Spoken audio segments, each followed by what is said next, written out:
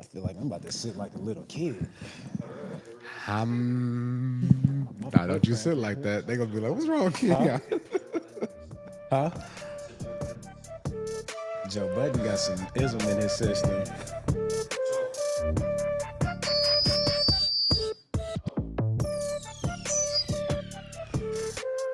We ready? Is it a... We ready? Huh? Huh? Okay. This will be my cue. Okay. We good? You turn me down now. How's that? That good? Say something, Stu? Hello. Perfect. I mean, I'm right here. I got headphones on. Come on, let's start, bro. It's 10:03. Yeah, we late. Late to the party. We ready? What's the deal, Doug family? I am King Jan Borner, literally right alongside my guy Jay Stu, and we want to welcome you to another episode of the Ducks of a Feather podcast. Jay Stu. Yeah, man. It's good to see you in the flesh. It's good to see you, my brother. It's good to be seen. Yeah, yeah. We out here in LA. Popping. Yeah, we in the city, huh? Right? Yeah, the city back outside. It's a must, okay? How we doing, man? I'm good, man. You know, feeling really nice. I got my shoes off. I see that. Made myself at home out here. I see that. And I don't know if y'all can see that, but I hope y'all can't see that. And we're going to make sure that you can see that. Listen, let's talk. Let's talk for a second. Them dogs got a lot of mileage on them, huh? They got a lot of miles. You know, sometimes you got to let them air out. Yeah, I feel that. I feel that. I feel like sometimes, the socks, the shoes, it's all good and dandy when you outside. But when you inside, you got to relax. you got to let it ride. Yeah, baby. It's time to relax. Yeah, you relaxed. Yeah, man. I got a question. Yeah. Jergens? Look, ducks Johnson, don't. Hey, look. Ducks only use water. Okay, all right, fair enough. But listen, how was the trip in, bro? How was the trip in? How was the flight? Flight was good, man. Was able to get on an airplane, handle some business, pay some bills. Yeah. YouTube TV is awesome. I was able to watch, the game last night, 49ers. And yeah, man, just blessed to be out here, be back on the West Coast, familiar territory. I used to come out here a lot to train in the off seasons. And, a lot of familiar faces from college back home. We used to always come out here, hang out, but stay active and getting better in my, my craft. Yeah, man, it's good to have you back. I remember them days we'd be up at the beach. Yeah, be at the beach. Yeah, getting that beach workout in. Yeah. Catch them hills. That's them sand dunes. Man, listen. If y'all are trying to get your fitness, listen, we coming to the end of the year. Yes. End of 2024. So for all you guys with New Year's resolutions of getting that body right, getting that sand, okay? Yeah. Getting that sand. That sand will make a man or a woman out of you, okay? Right. But listen, let's get to why we really here. Oh yeah, you know why we here. Should we redirect for a second? Oh yeah. Do you guys see this? Do you guys see this? This stand is worth a lot of money. Lots. Lots and lots, okay? And if you see me walking in these shoes later on, I dare you to come up on me and try to rob me. Cause why? I dare you, because I got a lot built up right now. 2024 was a lot. Listen, we will digress. We will digress. Listen, we are here. Yeah. Oregon versus that other side, the other team, that the other red team, that red team. Buckeyes. What you call them? Beans? I call them a bean. Yeah, the Buckeye beans. They nuts. Nuts. Yeah, they nuts. And they nutty if they think they gonna win. Anyway, let's focus. Rose Bowl experience, man. What does it mean to be back out here? You know what I'm saying? To be able to experience the Rose Bowl. That's really a question for both of us. Yeah, I mean, I would say for myself, it's cool to be out here. And we play UCLA in the Rose Bowl. Lost, and it wasn't great. I remember that. Yeah, it was a bad season. Dennis got hurt. I got hurt. There's just a lot of I injuries. came to that game. And I almost didn't come to Oregon because of that game, Listen, it was bad, man. yeah, Andre Crenshaw at quarterback. Yeah, it was bad. Yeah, I was injured. I was physically at the game and was physically disgusted. Yeah, bro. I remember I had messed up my right toe. Yes, you did. Against Arizona, and playing in that game. I remember running to the right. I don't even remember what the play call was, but it was like an outside zone, and I had to reverse field, and I couldn't. Yeah, because I couldn't plan off that foot. But anyways, that whole experience, game wise, was terrible. But Yes, I remember being in the locker room and just kind of thinking about all the history of the Rose Bowl and just being in that experience as a player was a fond memory. Yeah. But then being able to come here in 2020 to watch Justin Herbert do his thing. As a fan on the sideline, that was a really awesome opportunity. Seeing the sunset, seeing that bomber jet go across the stadium. Yeah. I can't wait to experience that again. But tell me about your experience. Your experience is way different than mine. Yeah, much better team. Much better team. Oh, dang. Huh? Hey, man, look. In order for y'all to have been great, we had to been going through the fire. Okay, listen, I always said we stood on the shoulders of the men that came before us. We 1,000% did. Sorry and all. Sorry and all. Yeah. Everything in between. We stood on those shoulders. We ran because you guys walked. You like that? Yeah, I like that right there. With these feet. We're not gonna do that. We're not gonna do that. But then I had quite a few experiences here. UCLA, being in the Rose Bowl, had my first kickoff return for a touchdown, 103 yards. Shout out to the Booins. But the Rose Bowl is special. It's legendary. Then we can go to the 2010 Rose Bowl against Ohio State. We can go to, 2012 Rose Bowl against Wisconsin. All great experiences, whether win or lose. It was a great experience, great time. Obviously, for me, being back here, being back home, family, friends, coaches, everything in between. But there's just something about being in that stadium for a game like this, for the actual Rose Bowl, not just because it's a completely different experience from when you're playing UCLA in the Rose Bowl and then you're playing a Wisconsin, you're playing Ohio State. It's a completely different atmosphere, completely different environment. It's almost kind of like you having somebody come to your territory. It's like a show and tell almost. Like, because I'm pretty sure for you, like growing up, being right down the street from all of this, like what was that like? And then, did you ever dream of playing in the Rose Bowl? I dreamed of playing in the Rose Bowl in a USC uniform. I was a Reggie Bush guy, so I always go back to that Texas SC game. Probably one of the greatest games ever played. Yeah, that was legendary. Yeah, legendary, elite. But it was, when you see this game, you absolutely, you watch it on television, you're like, I want to play there one day. Yeah. That would be dope. That would be amazing. You never know if that opportunity is going to come about. Even when you do get to college, you just don't know. But to actually be able to play in the Rose Bowl for the Rose Bowl, those are memories that I'll forever carry with me. Yeah, I remember watching the Rose Bowl. My first memory of the Rose Bowl was actually UW playing Purdue. And it was Marcus Tuiasosopo and Drew Brees. Now that kind of dates me a little bit, but not a little bit, not a lot of bit. But I just remember watching UW, and that was my first time really connecting with the Washington schools. Yeah, because growing up, I was watching ACC, SEC, because my mom's boyfriend at the time, that's who got me into football. Okay. And so I was watching football with him. And shout out to him. Yeah. Okay. Shout out to JP, James Parker. Shout out to JP. But I just remember like, wow, that guy is amazing. Yeah. Because he was like the first quarterback that I was seeing throwing the ball, running people over, doing all kind of sorts of things. But Rose Bowl is a special time. And it's special. It's special. And so many great memories of actual Rose Bowl games. Like I said, the Texas SC game. Yeah. legendary, elite. elite. You know, whether it was Vince or it was Reggie or it was Lindell, just playmakers all over the field. Then you can come to us and DeAnthony, Mike. 200 yards and 2 carries. Crazy.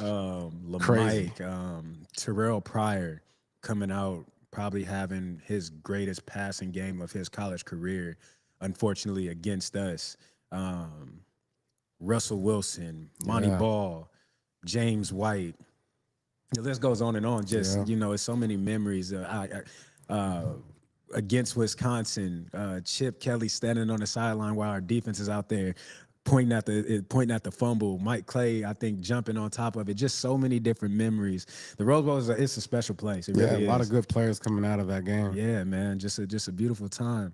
But being here, okay, you got to come correct, and we have always came correct as a school playing in this Rose Bowl. Going back to when we came out with them chrome things, had them chrome. Had the reflection of the sun and everybody else against Wisconsin. Yep. Then, excuse me, let's talk about what these guys got going on this season with these unis. Yeah, they're looking real nice. Boy, listen, they looking like a treat that I want to eat. Hey, wait a minute. Wow. Don't go there. Yeah, that was crazy. Yeah, that was crazy work. We'll just say This is live? They looking like they This is live? I would What say, did you do? you know, they look like they are ready for an event. Yeah. Like they about to go to a wedding. They look like the event. Yeah. They look like the event. I wanna start down at the bottom. We were talking about feet Oh yeah, duck feet. with Kobe. Okay. This you've seen guys do it in the league where they've had customized cleats done. But to actually have the really first Kobe cleat is insane. And to be able to do it in LA. In LA. Yeah. Listen, they not like us. They not. They not like us. Will never be. It's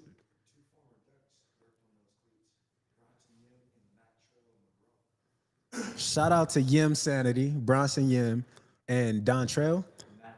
Matrell McGraw. Matrell McGraw and Yim Sanity worked on this cleat. I'm not surprised when it come to Yim.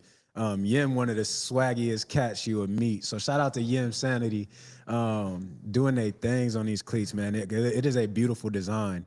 It's a beautiful shoe. That is chef's kiss, okay? Chef's kiss. Y'all did their thing. Then these helmets. I had the opportunity. I went out to practice yesterday. You saw him in person? I seen him in person, and I damn near ran off the field with one. With one of them, huh? Yeah, wasn't nobody gonna catch me. So They definitely wasn't. they might have. You got slower? Did I? Boy, I'm 35. I know I don't look like it. You think you can still run a 4.4?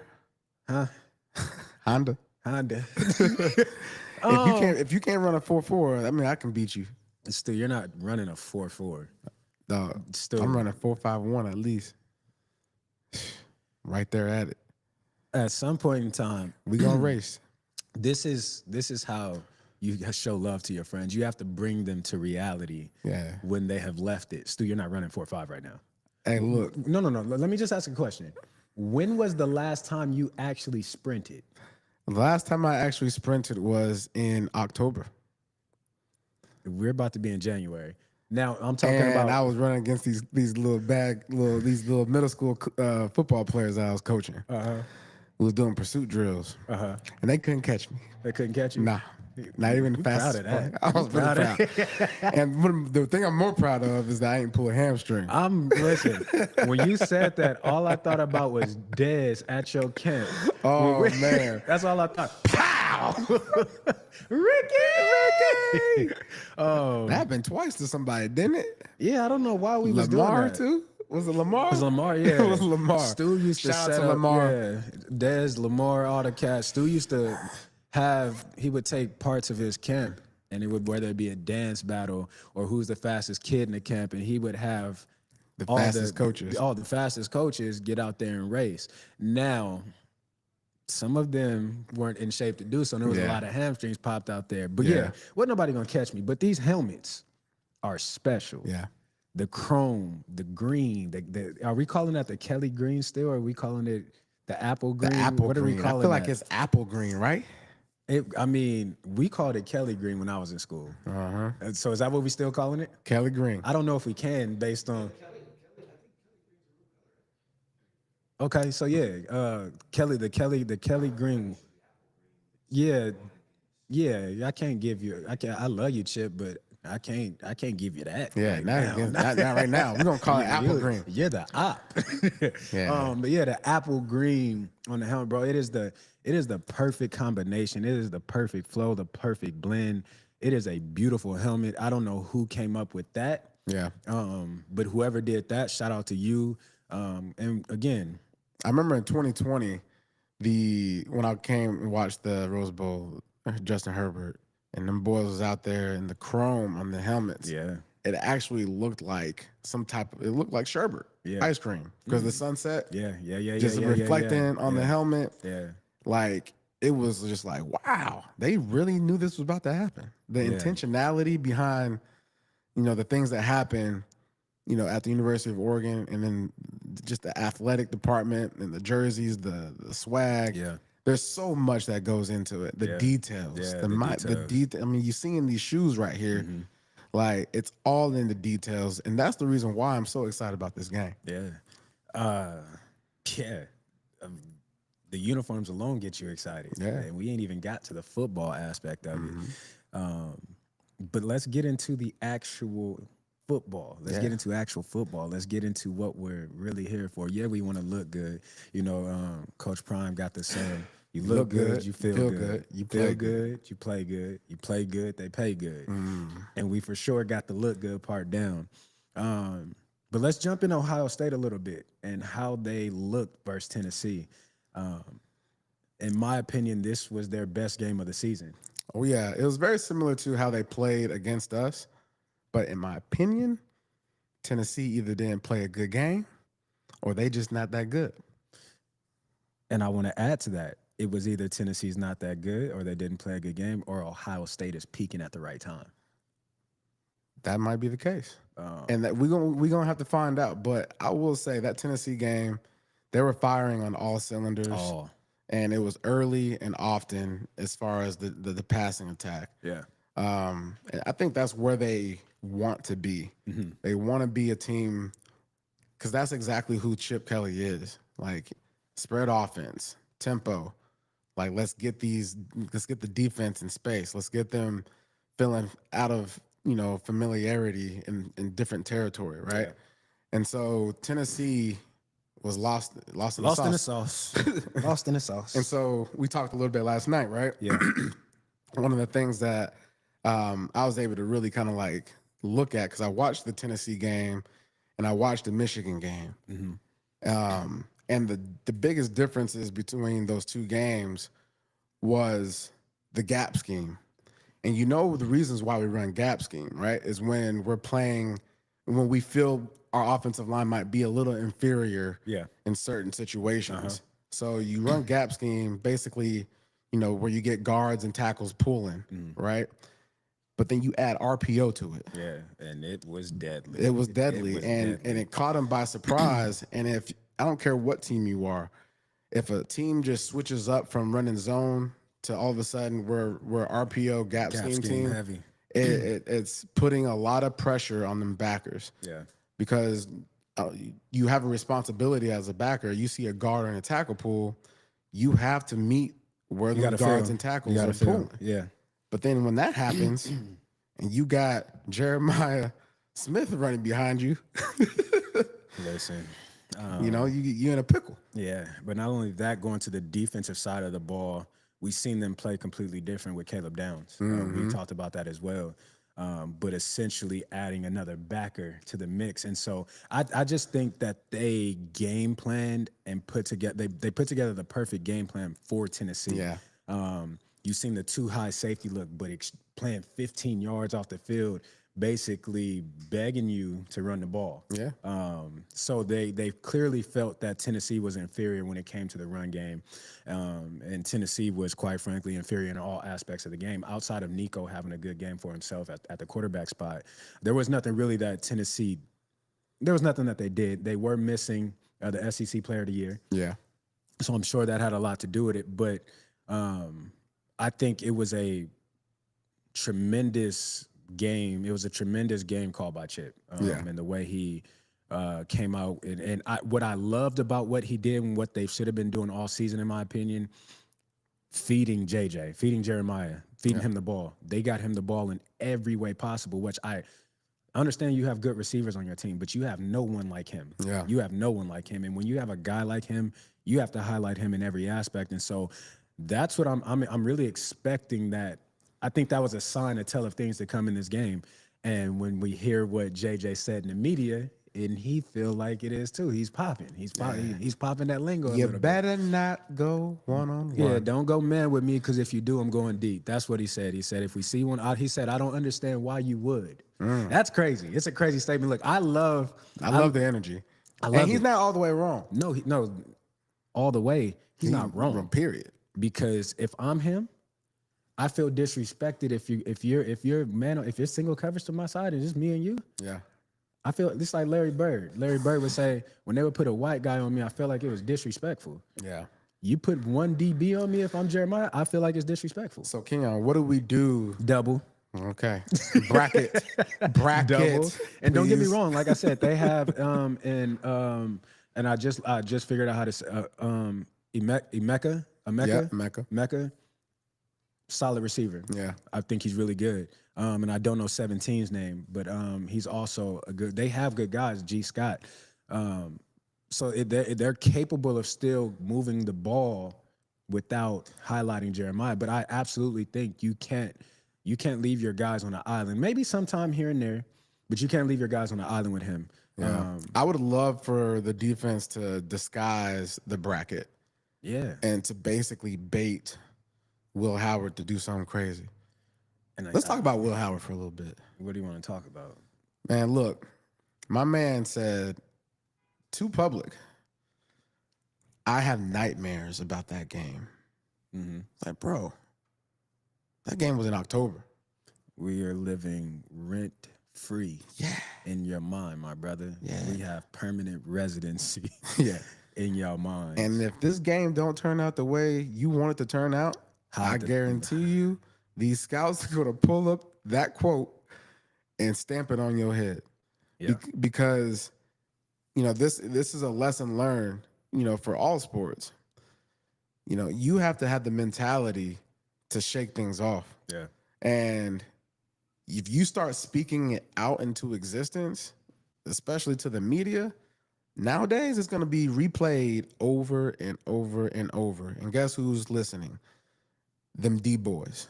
Okay, the secondary, the defensive line, they know that he is thinking, I messed that game up. I was the reason why we lost that game. I. And so now, okay, let's actually attack that. Yeah. I want to see the defensive line, the edges and the tackles and the trenches. That's going to be a battle that I'm going to be anticipating us have the upper hand on, because they're struggling up front, Ohio State. So I expect our edges and the tackles, we should be able to win that battle and live rent-free for the rest of his year, the rest of his career, and it should be early and often. The cat I was talking about, 17, Cornell Tate, receiver, who's also pretty good, who doesn't really get the ball enough, in my opinion. Yeah. But listen, a lot of talk has been about Oregon having 24 days off. And some fans are worried about the 24 days, whether they come out sluggish, come out rusty. And what I've said to anybody about this is rest was needed. Yeah. Rest was needed. Not only was rest needed, but I was never worried about the 24 days because of Dan Lanning. Yeah. Knowing who we have at that head spot, I'm not concerned about anything. Not only that, I always felt that The rest of the country should have been worried about these 24 days off because now you actually allowed this team to get healthy. Yeah. And in that first game, we didn't have Jordan Burch. Trayshawn was there for part of the game. No injury. Injury to the team, I'll say that. Yeah. It paid off, though. Yeah, it all worked out. But now those 24 days, you've actually, Marcus Harper, you've actually allowed him to get fully healthy. You've allowed Burch to get healthy. Understand that this season now, especially for college athletes, it's long. And so you're battling little minor injuries, things all season long. So to actually come into a game and come into a space to where I don't have to worry about any injury and I can actually just go out and play, that's a dangerous team. And so for us to actually be back in that space to where we're healthy, we're ready, we're refreshed mentally, we're not on this long grind at the end of the season. I'm excited. OSU have some injuries on the loan at the center spot. Yeah. And as you kind of talked about, I think that changed the trajectory of what they want to do. Yeah, and what we seen against Tennessee, like you said, I feel like that played a part in why we kind of switched and went over what they went into the gap schemes and the counters to kind of make up for the lack that's in that spot. And I think, like you said, I think that's something that we'll be able to take advantage of. Before we got a special guest for you guys. Very special guest. Very special. Very special. Some of y'all might have seen him on the live we was just on. But before we get into that, I want to talk about Oregon being an underdog. I think this is the most disrespectful thing that the media can do to the #1 team in the country. Yeah. This puts me in the mind frame of that 2017 Eagle team that I was on, where every playoff game, as the #1 seed, we were the underdog. Yeah. How am I the underdog and I'm the #1 team in the country? Yeah, what was the talk in the locker room during that time for y'all? They want to disrespect us. Let's go out here and whip their ass. The message was clear. There was nothing else that needed to be said. We're being disrespected. We see the disrespect. We recognize it. We acknowledge it. And let's go out here and whoop some ass. Yeah. It don't matter. It didn't matter. And whether it was Julio Jones and Matt Ryan coming in, belt to ass. Yeah. Whether it was the next round, the Minnesota Vikings, who were one of the hottest teams in the league, belt. Donut hole. Donut. Belt to ass. Or whether it was the GOAT, Tom Brady and Grunt, belt to ass. That's how we felt. If you guys would have came into that locker room, if you got I know there's camera somewhere, footage of it. The locker room at halftime in that Super Bowl, you would have thought we had won the Super Bowl already. You would have thought the game was over. Music blasting, we partying, having a ball. But that's how we felt. We knew the team that we had, and I kind of equate that team to this Oregon team. I think they know what they have. Yeah. The confidence that they have within each other, not just it's not a facade. It's based off of what they've done. It's based off of the work, the grind that they've put in. And so the disrespect, I think it will be corrected. I think this team has a chip on their shoulder. And I just wanted to mention that a little bit. But listen. Yeah. You want to add something to that? No, man, I think it's healthy that you have a chip. Yeah, you know, because when you go through life and you just think things are supposed to be rosy and I like just what you easy. Did right there. I like what you did right there. You know, there's beauty in the struggle, and I think for them to feel some type of, you know, misguided measure of who they are is good, because now you can go into this game and the pressure's not on you. Yeah, you go out there and you just ball out. Yeah, man. The coaches call it bulletin board material. And the world is giving us bulletin board material. But listen, as I just said, we got a special guest in the house. No,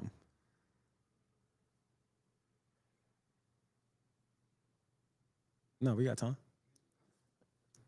It's 10:30. Oh, he got time, ladies and gentlemen. I got time today.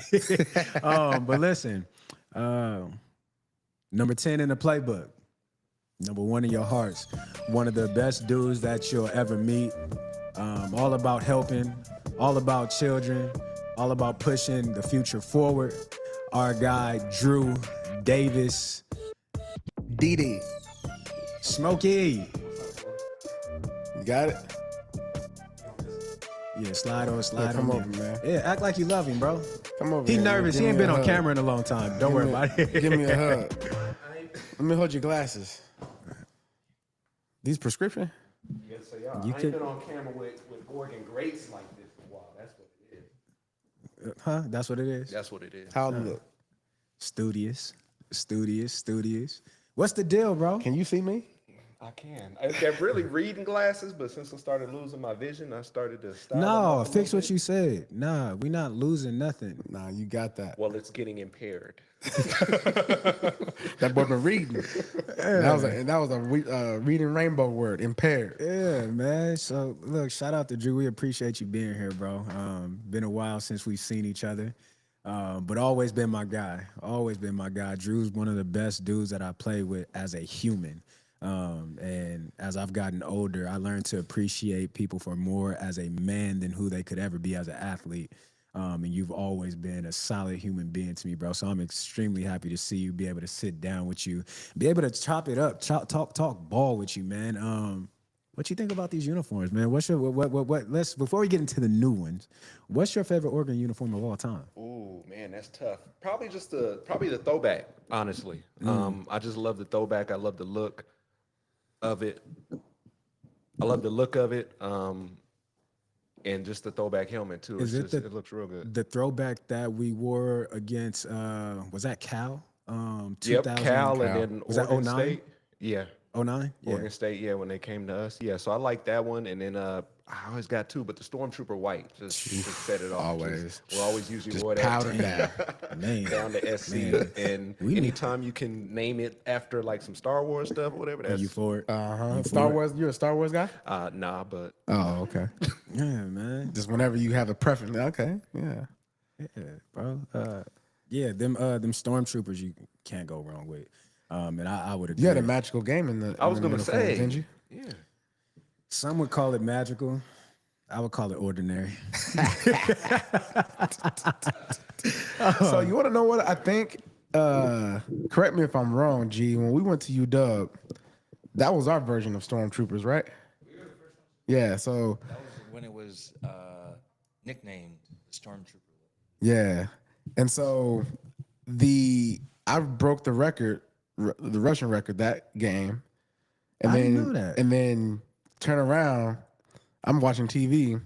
You playing USC, and you just going bonkers in them whites. Well, listen, I would wear the all white when I'm I feeling just thought godly, thought about that. yeah, Yeah, you so never- something about them whites. Something about them whites, okay? Something about them stormtrooping things, man.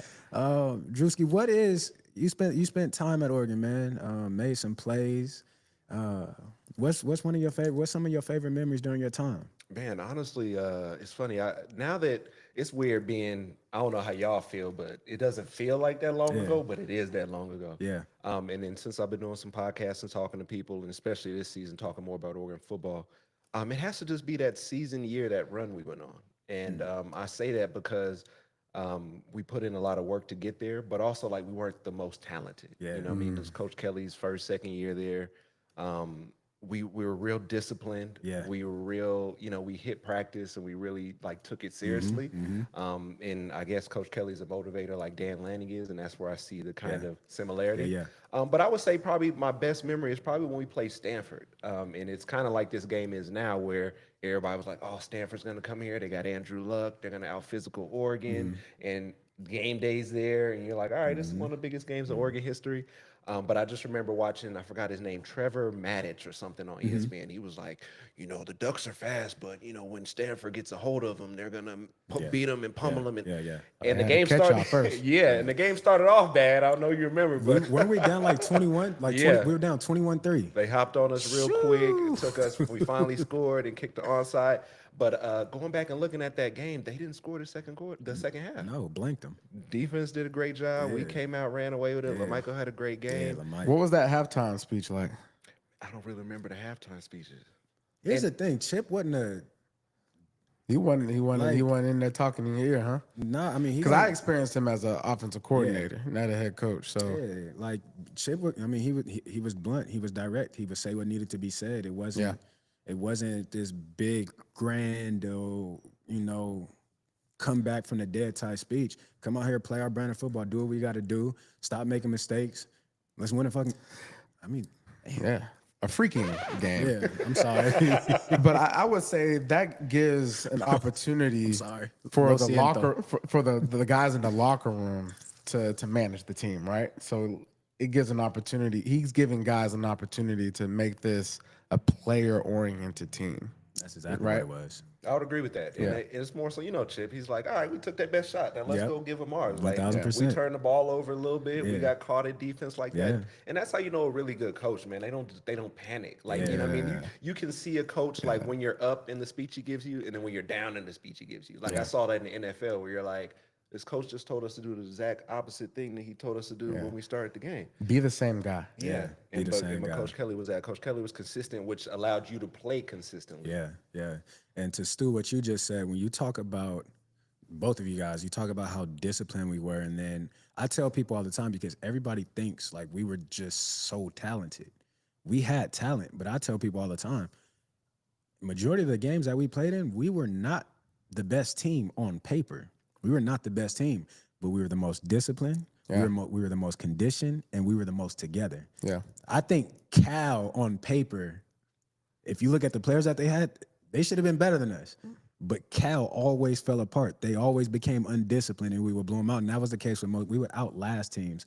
More conditioned, everything. Yeah, everything. Chip put us through the fire. Yeah. Chip, like, Practices should be way harder than the game. and that's what it was, bro. We're running 120 plays in practice.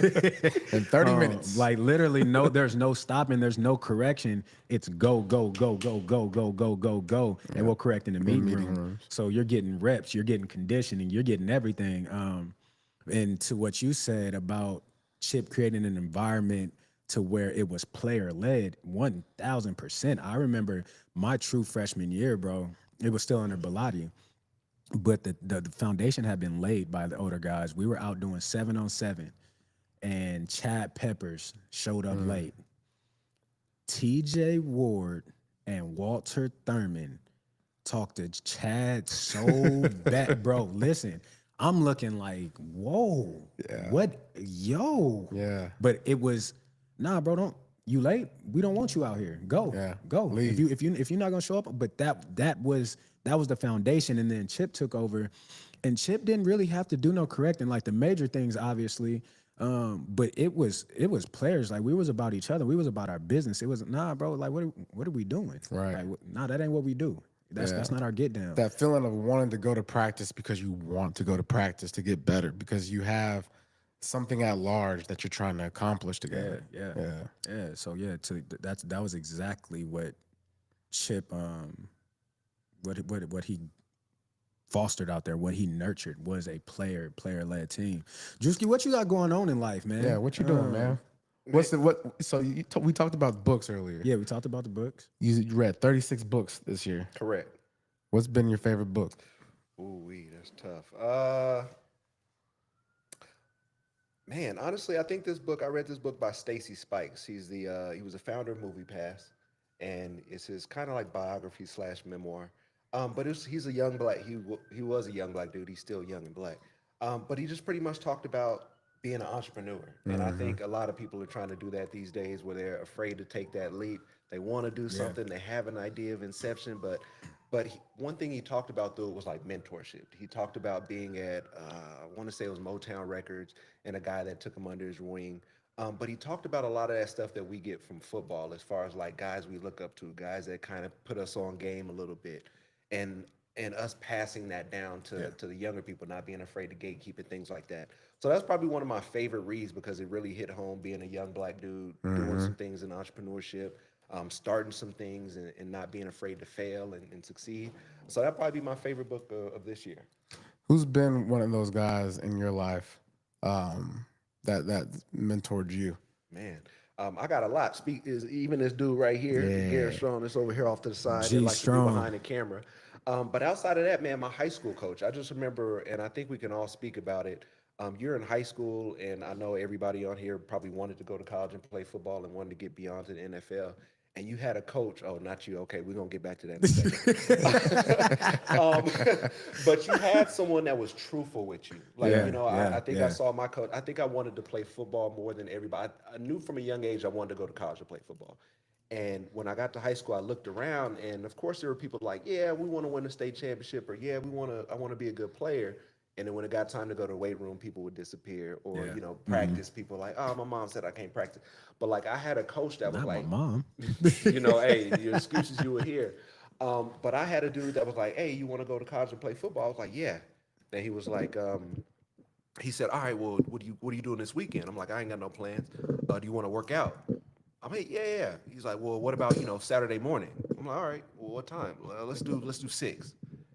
And I like cartoons, and I like to sleep in a little bit. Yeah. But that was my first taste of somebody like giving me a small ounce of like, yo, if this is where you want to get to, this is what we have to do. Yeah. And I started going and practicing on the weekend. He was a quarterback when he was in high school and college, so I had a quarterback to throw to. It's hard to be a quarterback and not or a receiver and not have anybody to throw to. So, Right. but his name is Palika Houston, and his family's a football family. His family's the one that got me into reading, and he was the guy that called and checked on me in college. When I tore my ACL, he was the guy that called me in the NFL when I got cut twice. Yeah. He was the guy that told me what we were gonna do after I was getting back from injury or coming back in the off season. So he was a big part of that. And then also I just speak about Garen because he's in the room, and I feel like we need to talk about people Yeah. that have Yeah. had a big impact For a on us. fact. When I was a freshman, Garen was a senior, and I just saw how he moved, man.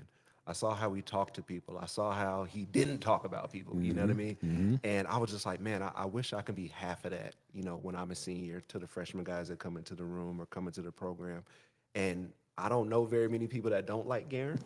And That is a very true you know what I statement. mean? That's a And- true. Yeah. and that's a- Everybody love G, yeah, man. G strong. and that's a testament to him and how he moves and how he walks into every room and how he wants everybody to win. So appreciate you, Garen. Yeah. Shout out to Yeah, G. shout out to G. Yeah. Very yeah. similar story for me that you have with G.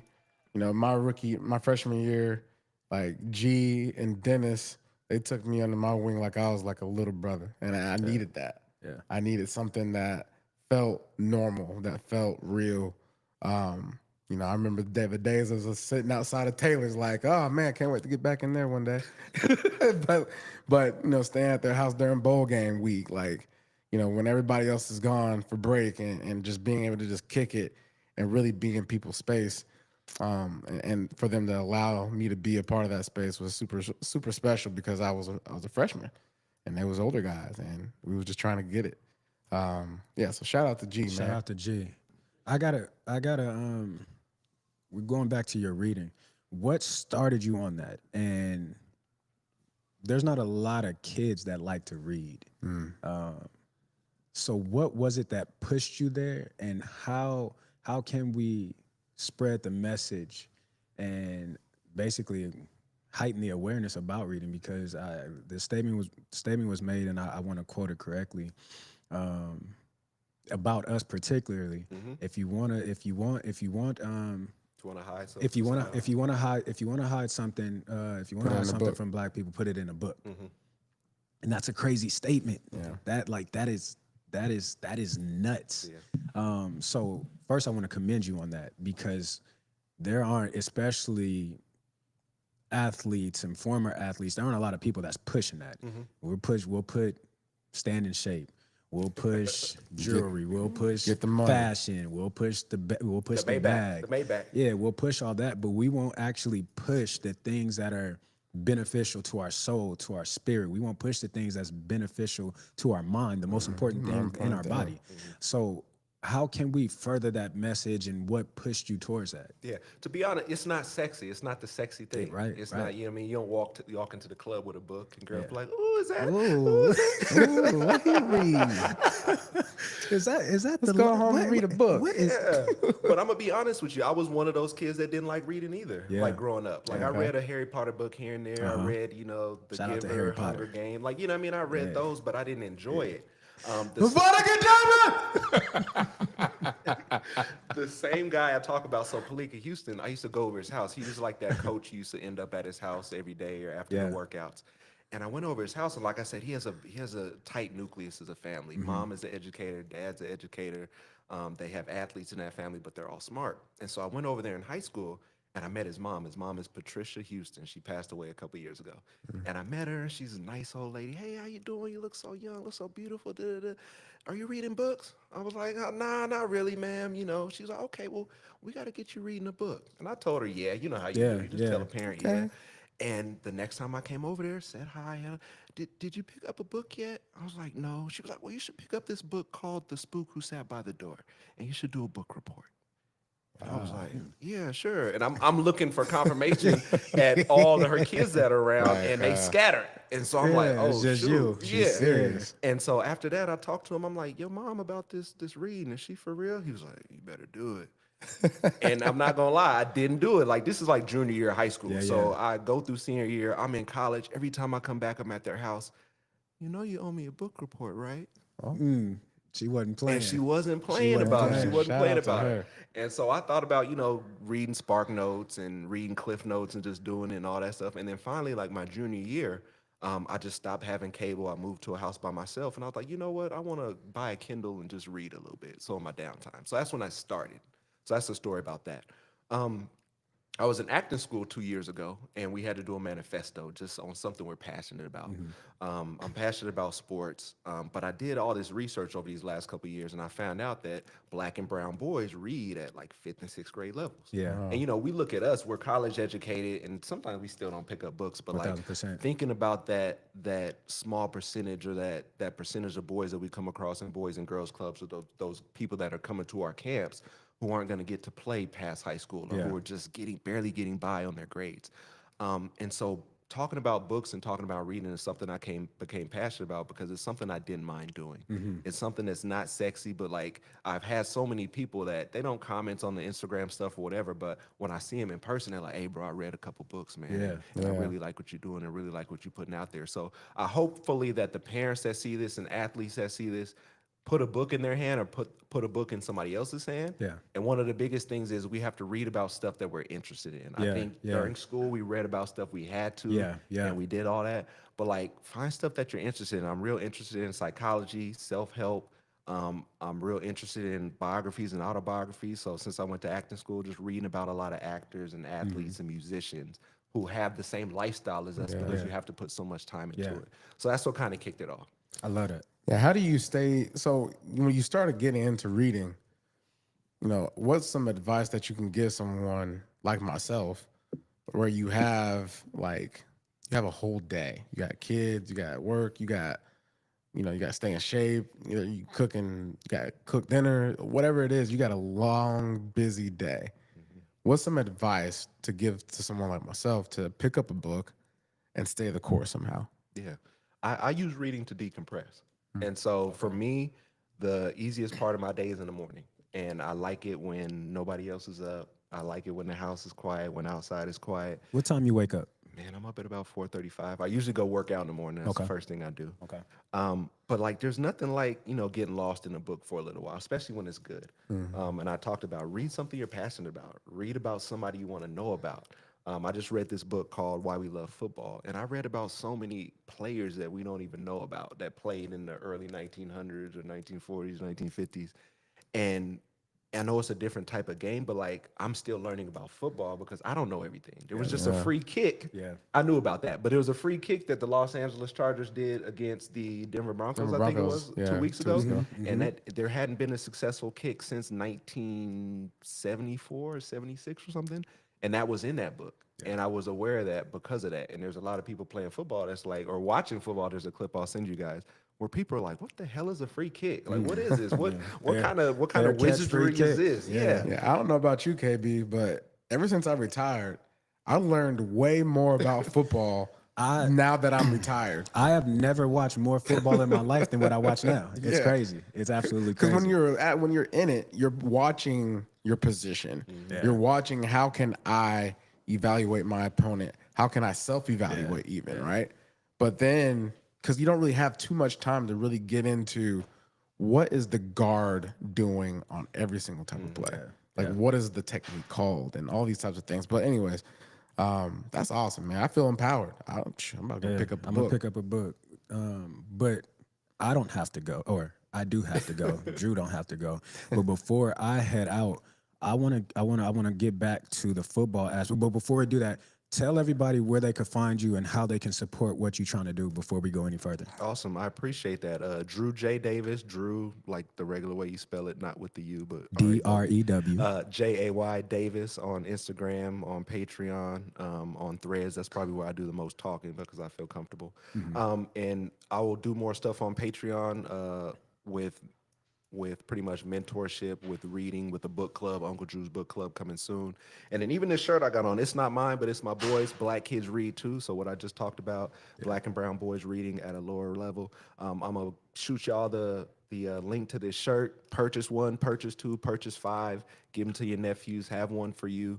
I just like to walk around with these, but those are the places you can find me talking about Oregon football, talking about books, talking about how to be self-sufficient and self-aware. Okay, I love That's that. awesome, And before I get out of here, I want to get your game prediction versus them pot of beans or the nuts. the Buckeye beans. Tell me what you think. What are you feeling? What do you feel about this game? Man, I feel like it's a tough matchup. I disliked the first matchup just before. I'm just like, all right, these are two great offenses, two great defenses going at it. I think it's going to be a great game. I think it's going to be on par with how the last game was. And it's funny, you guys talked about what type of team the Buckeyes were and how they came out against Tennessee. They got to stew on that Michigan loss and hear everybody talking. Yeah. They got to prepare for about 3 or so odd weeks. Yeah. And I felt that was good for them because they got people talking about how their coach is going to get fired, about how the season's a Yeah. wash, and they still have a chance at a national championship. I'm glad we didn't have to play them 3 times because, like, Crazy low-key, it work. was looking like it could be that way. Yeah. But honestly, I think it's a close game. I got Oregon winning 30-28. I think it starts off a little slow. You guys played, and so you guys know, those first couple of series, it's you lining up and giving them a formation that you ran in the first game, seeing how they lined up to it, not to hit a big play now, but to hit a big play in the third and fourth quarter. Yeah. I just think it's an all around good game. I think it's, the first matchup, there was 300 plus passing yards by both teams. There was almost about 150 plus rushing yards from each team. I think the defenses will come out and they'll be prepared, and they will, because we got pushed around against Penn State, which I didn't expect. Yeah, definitely think we'll respond. But listen, I got to head out. I got to shoot over to the BTN set. I got to go get my TV segments in. You could catch me on BTN Network. Yeah, I'm doing a little self-plug right here. Okay? Yeah, BTN. Big Ten Network. Your boy's trying to get, I'm not trying, I'm getting to He's this doing it, broadcast. ladies I'm and doing this gentlemen. broadcasting thing. So I got to go hop on television right now. But, man, I love you, Drew. No, you too. Love you, boy. And as always, ducks of a feather flock together.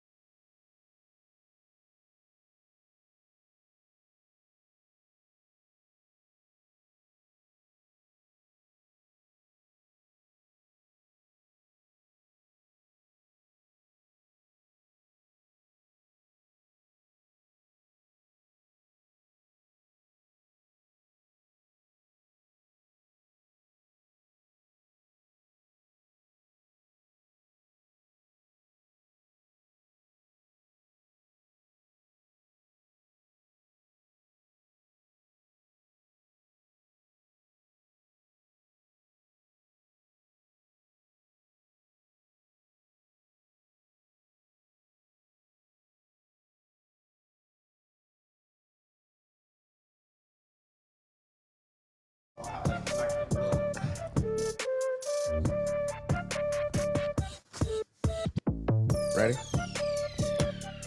Yo, it's Jay Stu. Your boy Kenyon Barton had to leave because he has broadcast duties. But we have Garen Strong here with us and still Drew Davis. Fellas, how we feeling, man? How you feeling, G? Peace and salutations. Peace and salutations.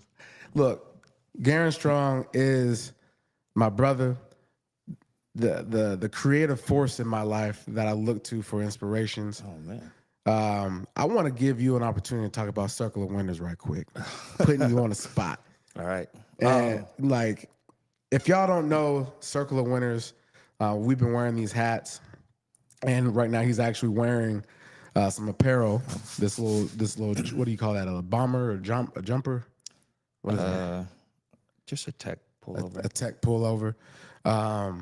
But I want you to give us an inside scoop on Circle of Winners a little bit. Yeah. So Circle of Winners has been around for 6 years now. I think it started with just an idea, and it came from really the ethos of playing a team sport and how you look to your teammates, your coaches, yourself, with the common goal, Right. and that's to win. But there's sacrifices that come within that. Like if I play wide receiver, me and Drew are playing wide receiver, and you're playing running back, and we're going up against a team that has a strong pass defense, and we're going to be running the ball. It's like we have to sacrifice us wanting the ball. Yeah. And potentially getting ran over by I the was running like, back. man, you can't tell my story. So we have a lot of stories, me and this dude playing together because of the beast of a running back he was. And it always felt like he was running to my side, which then meant that I was probably going to be on the bottom of the pile, because instead of him cutting or running the opposing team over, he loves to run his own teammates over in pursuit of getting that extra yard or whatever it may be. So I had a lot of cleat marks on my back from not the other team, but more from actually Jay Stu running. My bad. But yeah, it's about, wanting it being for the greater good, is that you have, whether it's your family members, your close friends, your teammates, or whatever it may be, the mindset of wanting to win and what it actually means to win, and having a support system or being a part of a support system to win. And it's more of like a lifestyle and a mindset than it is like any product or anything like that. I think when people wear the product, and why some of my friends and other people that, may see us on the street wearing those hats, it resonates with them some more because of what winning means. Yeah. You know what I mean? And that can be at life, that can be in a sport, that can be with your family, whatever it may be. It's like winning it goes across the board. And what I'm working to build is like an ethos of that.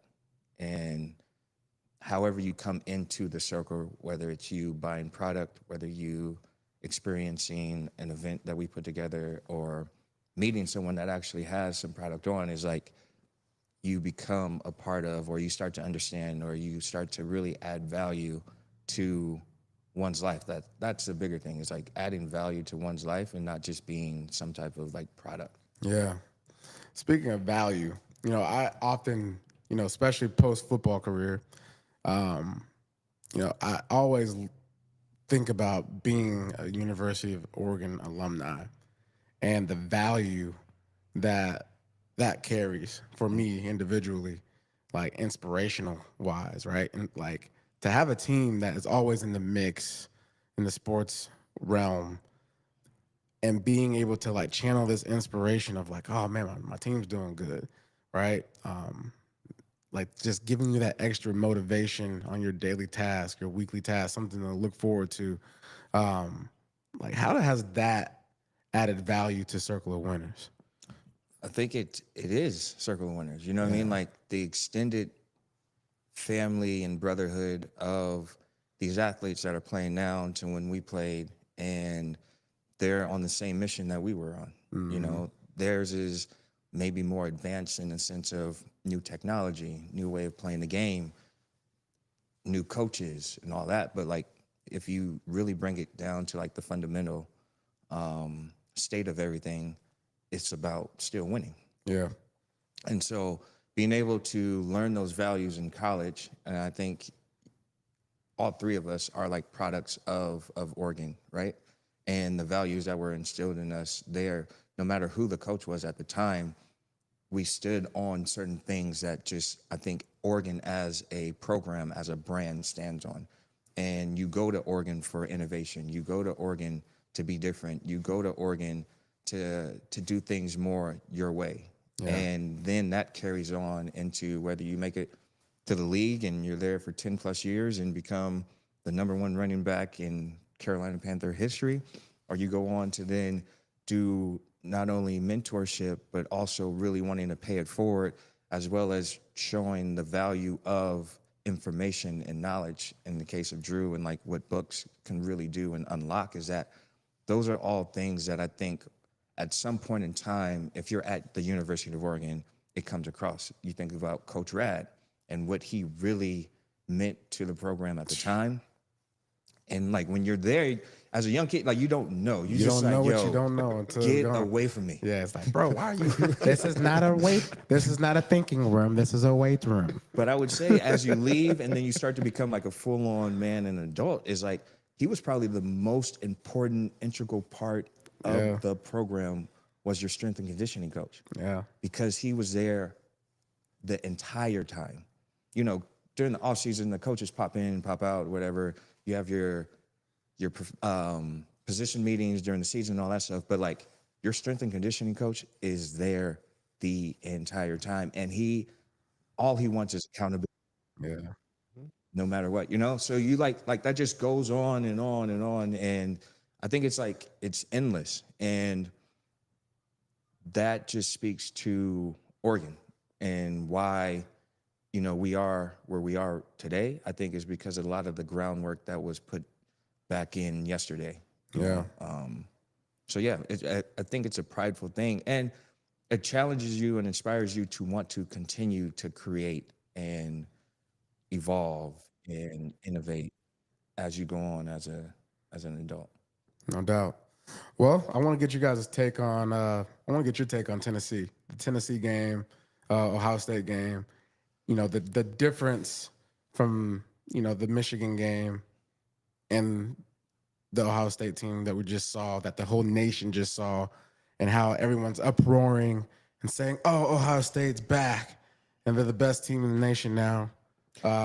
What's your take on where Oregon is and just the time that they had off, and what that could mean if they handle it right? Right. You know what I'm saying? As far as what people are afraid of them having that much time off. I think it actually shows Ohio State and how inconsistent they were. Mm-hmm. You know, like as much as they were on a winning streak, there were a lot of close games. Maybe some think they should have lost, some that they won, some that definitely should have won, but they lost. Yeah. And then they're at, back to where they started of winning games. And so for me, watching them against Tennessee is like, that's the best Ohio State you're going to see. Yeah. Can they do it Again? Yeah. Who knows? Yes, there's added things behind them losing to Oregon earlier in the season, Mm-hmm. and added motivation of it being the Rose Bowl, playoffs and all that. But to do that again at the highest level, I think will then really show you if Ohio State is really about that. Right. And Tennessee, I think is a really good team, but it depends on the matchup. And so for them, I think they just went up against a team that was as fast but stronger than them. Mm-hmm. And so having one out of the two and then going against a team that has both kind of is where I think they fell short. But the great thing about Oregon is like we've been consistent the entire season. Even when we look bad at the first 3 or 4 games, because I definitely was like, this might be a long season. Yeah, Idaho. Yeah. Man. Boise, But they turned it. but Boise made it, But so Boise, it shows. Yeah. Boise actually was a good team. Yeah. Like So that, I think Ashton Jeanty was really like that. I believe that Oregon has all of the tools, and being able to win at each level of the game of special teams, defense, and offense is that if they can stay consistent like they have been and showing up, we should be able to handle business. The thing that worries me, I know Kenyon was talking about the 24 days off.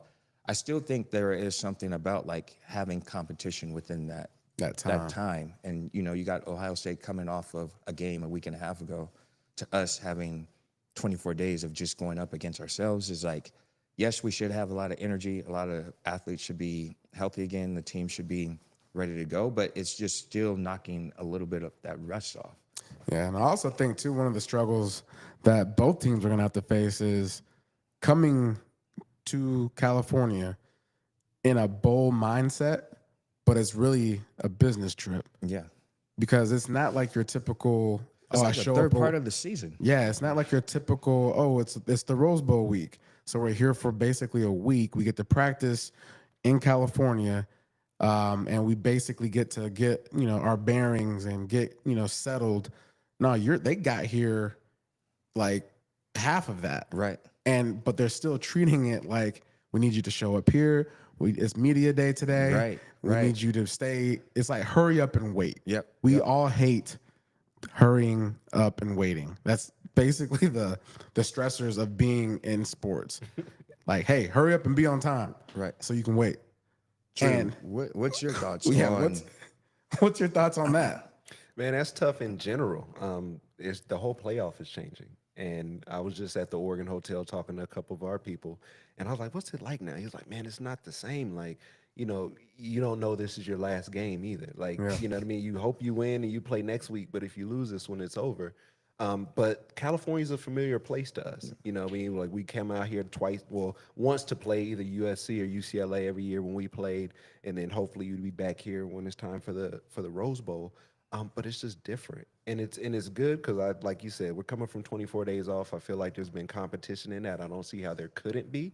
But also you're hearing that chirping of like, man, you guys got away with one last time. If we would have had 2 more seconds on the clock, we kick a field goal, we beat. So like, there's still that's right. still floating around out there. Like, you guys beat us, but you didn't beat us. Yeah, So you didn't really win. And A like win is with a the win. competition too, I'm speaking more from like game competition versus Yeah, practice competition. nothing like playing in the game. Yeah. because at the end of the day, you get real tired of playing. Man. Practicing against the same guys you They see know your every day. calls. They know which way the run's going. It's They like, know what the are we doing now? Yeah. Day 15, 16, like, are we still? But I think it's going to be a really good game, but I got us winning by +4. +4. Wow. I think we're just going to come out. I have a 6. Ooh. Yeah. I think we got. If I had to label the score, we want to do that right now. Let's do it. 37-28. I'm doing 28 on purpose. Got you. I'm going to go 34. Yeah, 34-30. 34-30. Okay. Like I said, 30-28. I think we go down and get a last-minute score, whether that's a field goal or a touchdown. But I think we're going to score on defense today or tomorrow. okay. I think Will Howard. It's something about a guy that's just telling me he's not mentally prepared. Like, he can't handle the pressure. Like, if I have a quarterback like that, I'm like, dog, just shut up. Yeah. Or somebody go talk to him. Right. But I think it also speaks to what you're saying is like the difference of a season happening right now and then a bowl game. Yeah. But the bowl game is actually playoffs. But it's being treated like a bowl game. So like the media and like it's like, so you got to get through this. And we need you to go out there and give your all. Right. It's up to and that's another thing too, because there's differences like when you talk about playoffs, right, Drew? Like when you're playing a team twice in a division, right? You're saving some certain things as a coach. Like, there's certain things you're not going to show your opponent the first time because you want to make sure you can get them the second time for sure. Yep. So coaching wise, you kind of have to be creative with your bag. But as a player, we need you to go out there, balls to the wall, and play hard, and then rest hard and prepare hard for the next game. That is the professional football league. Right. we gonna find out who's ready Yeah. for that transition, because a lot of what we're talking about with college football and all the things of man, this is kind of turning into, semi-pro level experience. It's not, there's no longer the charm of, the college, championship games and the bowl games really pageantry. mattering. Yeah. Yeah. And so we're really about to find out, through these next couple of weeks, what teams are like truly superior. I got a question. How do you guys think the fan base will affect or maybe not affect the game? Because obviously we all know Ohio State travels really, really well. Yeah. And I think, if I'm not mistaken, they have 60 to 70% of the tickets. Ooh. I could be wrong, but I think it's around there. Like, if you look at the map of the bowl, of like the red versus, I think they have us like in white. Yeah. The last thing I seen was like, it was like predominantly red.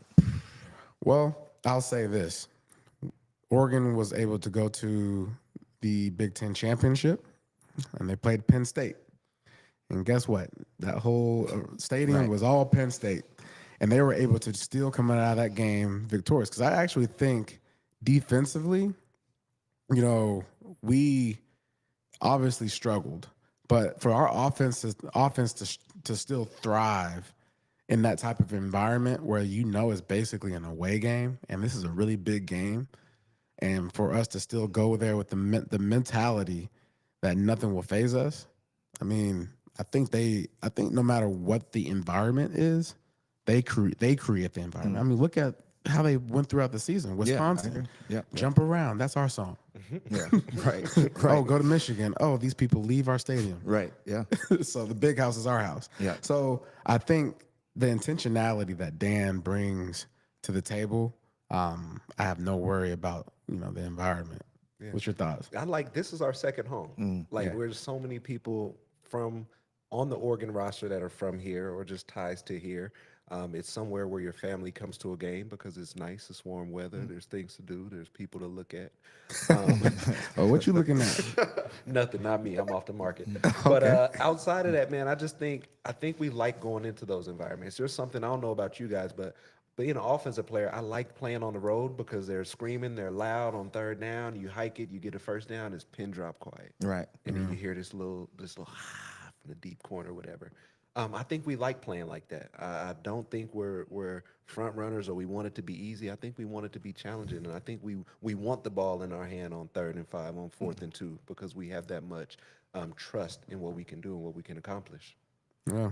Will we come out in the third quarter? That is a good question. And not be sluggish? Oh, we struggled third quarter. I'm not really sure why. I can't really put my hand on it because you want to think to yourself, with a great coaching staff, halftime adjustments are a real thing. right. And it's not like you're going in and you're saying, all right, let's dissect everything and put it back together again. It's literally just like 2 things that you're going to do differently that you got caught by surprise, in the first half. But for whatever reason, we can't ever seem to find that momentum, right? Scoring in the third quarter in games like this for the remainder of the season has to be like the main thing. I think we don't try to dictate the second half. Yeah. Or at least we just let it try fall to into figure our it lap. out. Like, we come in, it's like, all right, like we play. It feels like we come out a little bit more conservative. Of like, all right, we're coming out of the locker room. We need to warm up on a few drives, figure out what their adjustments are. Like, we don't take the lead in we're not proactive. Yeah. And just like, this is a game plan. Yeah. This is what we're about to get after, and this is what we're going to do. And maybe it could be a thing where, like, this is our first time playing these teams, so we don't really know kind of how they would play us. So maybe we might see, the third quarter, like, scripted mentality. Right? Because when you have scripted plays, you dream about them plays all night long. Right? So, like tonight, the universe, like the players are getting their script. They're going to go through their walkthrough. They're then going to be able to go to sleep with that walkthrough on their minds as far as what they know the offensive coordinator is going to call. And so you're going to be able to have this mental like capture of what you're going to do. We would hope that, third quarter is the same type of mentality, some type of like thought process as far as, hey, coach, got a question. What are we going to do in the third quarter? Right. And just do it. Do it, yeah. Because that's really why Ohio State against Tennessee, their scripted plays were thought through so well. For sure. They said, hey, look, we're going to spread this thing out because clearly we went and played Michigan and tried to go mano-a-mano. They were giving us two high safety looks, and we felt like we should be able to run the ball against that. And I think sometimes we also like reset what was working well in the first half. Yeah. It's like we get into the second half or the third quarter, and it's like, yo, we ended on like 2 drives that we ran most of the time. Yeah. Then we get out into the third quarter, and it's like, let's do all these short passes and try to get Gabriel like out of the pocket, but the flow isn't there. You know what I mean? Like, so yeah, we'll see. Yeah, I think you got to find the balance. Yeah, and it's hard, but I think they've been doing a good job this year. What's been your biggest take on Oregon so far this year as you've been watching as a fan? Man, Oregon just probably honestly Will Stein, I will say. I want to give him a lot of props. I know offensive coordinators and everybody likes to poke and prod and say we're not doing this and we're not doing that. Usually when I watch football, I can kind of tell what's coming next, But with them, I can never really know. Yeah. They do a good job of mixing stuff up. I'm looking forward to some RPO tight end raft stuff that we've kind of gotten away from. Like maybe that's something we've been saving because it's Dylan Gabriel when he runs, and it's not that often, but it makes the defense honest. Yep. And I've just been real caught off guard in a good way, just as far as like I don't know what's coming next, but I'm looking forward to it. And so they just been doing a good job mixing it up. We're really good when we run the ball, and we have 2 great running backs, and so it's like you said, we get away from that sometimes, but we've been consistently doing it this year. Yeah. And Jordan James hasn't had a lot of carries. I like how they've been kind of saving him. But Noah Whittington's been a workhorse as well. Being able to split that's been awesome. Yeah, but I see Jordan James having 20 to 25 carries. I see Tez having, between 8 and 10 receptions. It's been good to have him back. So it's pick your poison with this offense. And when we go to 2 tight end set, it looks like it's Gronk and Aaron Hernandez out there where you just like you gonna put your linebackers or your safety on these dudes. Okay, good luck. You got your eyes back here for the run. Okay, we slip them out into the flat for an easy touchdown. So it's been very creative in a way of just like let's see how we can get these people the ball. Let's see how we can get you in space. Okay, cool. You're gonna spread out. Now we're running right at you. We just done a lot of good stuff. So just top to bottom. Yeah, Drew, Caleb Downs, their safety. He's a top safety in the nation. Mm-hmm. How do you exploit a guy like that? Because I mean, from the beginning of the season into how they've transitioned, and basically like coached them their way to success. Yeah. I've seen Caleb Downs being placed literally in the middle of the field, like literally, like he ain't deep safety. He's right there in the middle. How do you exploit a guy like that? Stay away from him. Like, how can you stay away from a guy being in the middle of the field? If it's tough. Well, like he's like a hybrid. He's gonna come down in the box and he's gonna make some plays. He's gonna be in some coverages on some guys. But I say stay away, but I mean just like do what you do. Like know where he's at on the field. Don't sit here and make it brain surgery or rocket science. But do your run game, and then once he steps down, once he's kind of inching forward to kind of be out in the box and make some plays, throw it behind him. One of their DBs leads the nation in pass interference calls. Or whatever. Oh yeah, they're slow. Like go after him. Like you know what I mean. Get you some calls with that guy. But honestly, good players are good. When good players are on the field, man, you respect them. Yeah. And even though I'm an Oregon guy, like I look at that team and I look at their group of wide receivers, and they got some thoroughbreds over there. They got some greyhounds. But you want it to be a good game, but you're also like Dylan Gabriel takes care of the ball. He makes some very good decisions. So get the ball to Tez and just have some fun out there. But just know that this dude is a pest, and he's gonna be in a lot of places. He's gonna make some plays, and we're gonna make ours too. Yeah. Jeremiah Smith. You know, Beast. we talked earlier about him, That's awesome. but and we talk about bracketing a guy like that, right? There's a little bit more to that. Like, say, you know, you guys both have been, you know, top at your position throughout your careers, and when you go out into a game and you know a defense is basically saying, "Hey, we got to stop that guy." What is the absolute way to stop you if you feel like you're that guy, if you feel like you're that dog? What's the absolute way to stop you? Pressure on the quarterback for me. Because I'm going to the quarterback and like, yo, I don't care if they double me or not.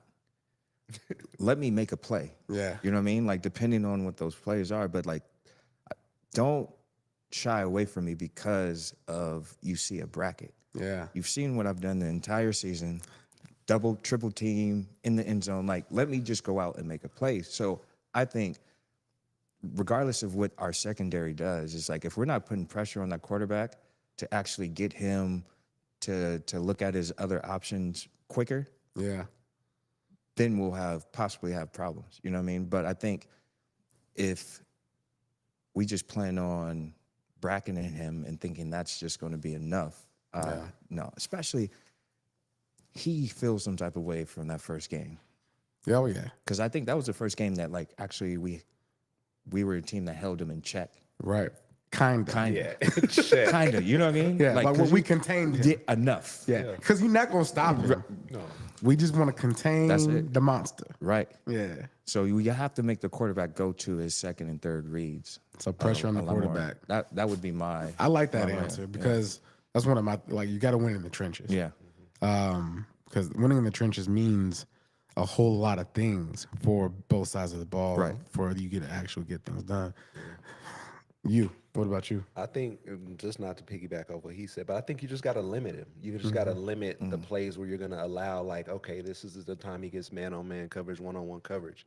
We got an All-American over here in Jabbar Muhammad, and so you got to put number one on number one and say, hey, go make your money. If you're an NFL guy, you'll be following the number one dude. Jeremiah Smith, I was going to say Jeremiah Johnson.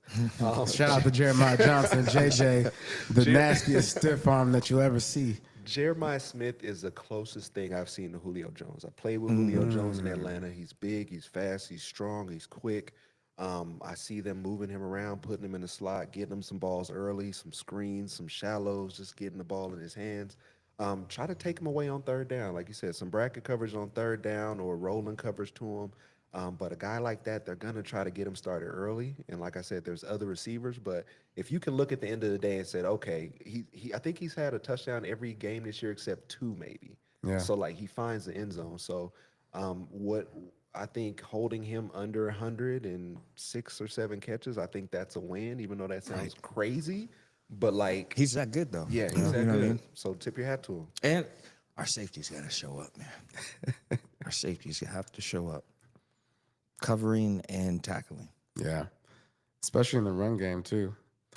Especially in the run Yeah. game. You gotta make sure you feel where you need to feel. And you gotta just don't second guess. Yeah, be there. Yeah. Like, yeah. if you see run, just be wrong. If you see right, be wrong. But, like, because the moment that the moment that you're thinking about doing something, you're already late. For sure.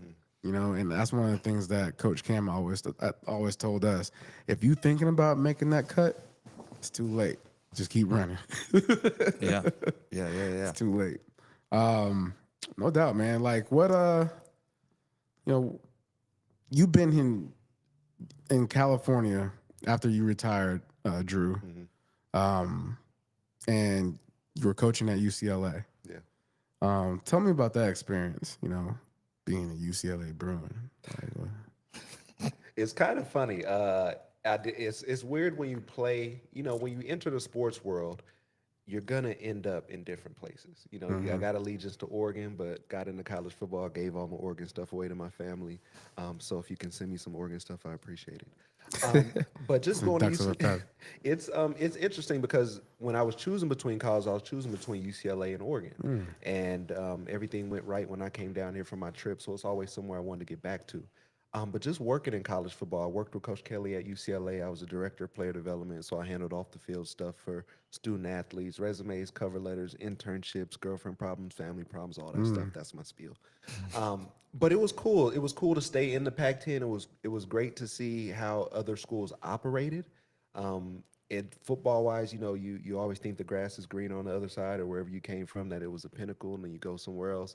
UCLA is a basketball school. You know what I mean? Like they still hang their hat Hear that, on. UCLA? You're a basketball school.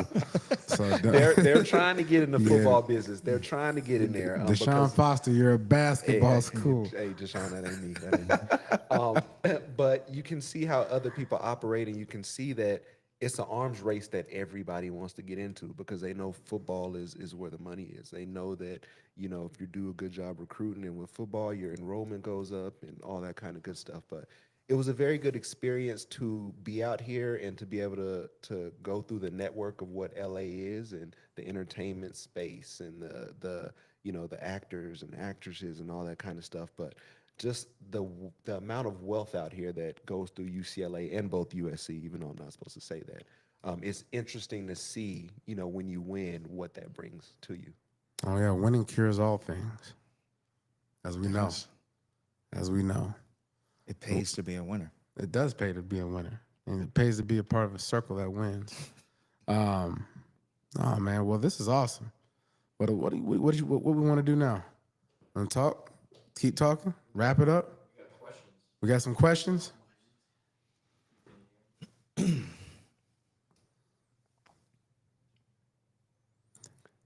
My name's Dustin.